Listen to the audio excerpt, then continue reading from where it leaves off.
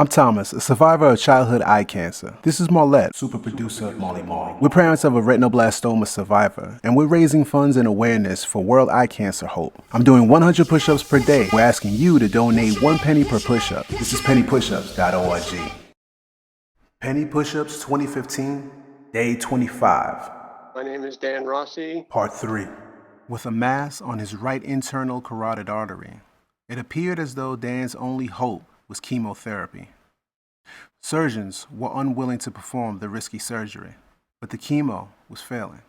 He tried one last attempt to convince the surgeons by emailing them directly and making his case for the surgery.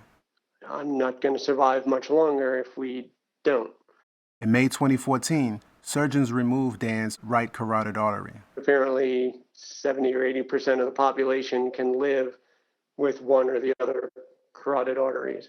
This was followed by 4 rounds of chemo. And then in October 2014, I suffered a subdural hematoma. I was bleeding into my head and got rushed to the emergency room and had to have another neurosurgery to evacuate the bleed.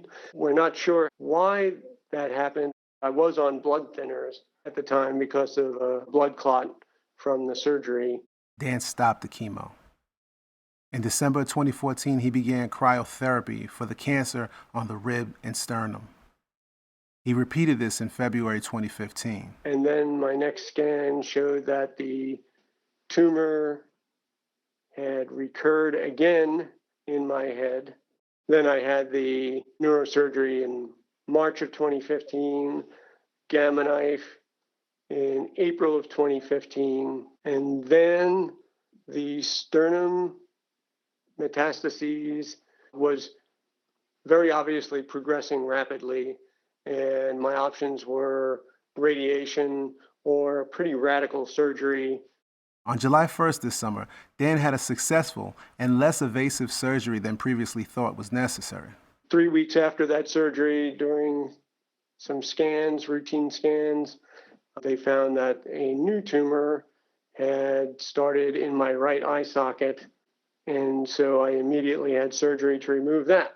So where we stand today is that I have one lesion on a rib, and I'm planning on having that radiated in the next couple of weeks.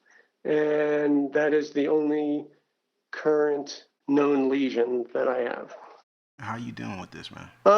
I think I'm dealing with it okay. I am a realist, so I know my time is limited. I'm 48 years old. I do not expect to live to an average age in my 70s. My goal is to survive as long as I possibly can because of my daughter. Remember when Dan told his doctors in 2011, after he was first diagnosed, and Sophia was only 16 months? I wanted to survive long enough to be able to talk to her. Sophia's now 5.5.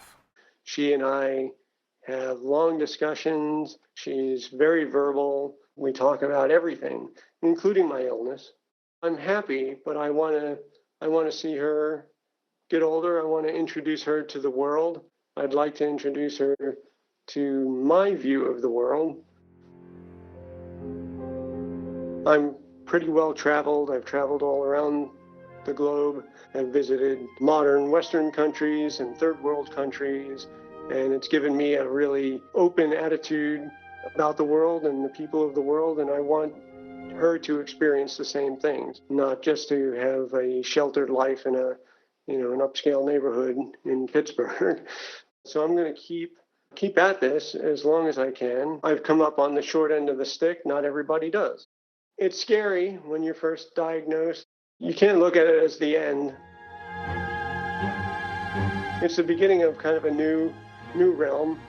I know what the statistics are, and I know what the reality of the situation is, but that's not going to prevent me from, continuing my life and living my life and trying to have as much fun and trying to enjoy my family as much as I can.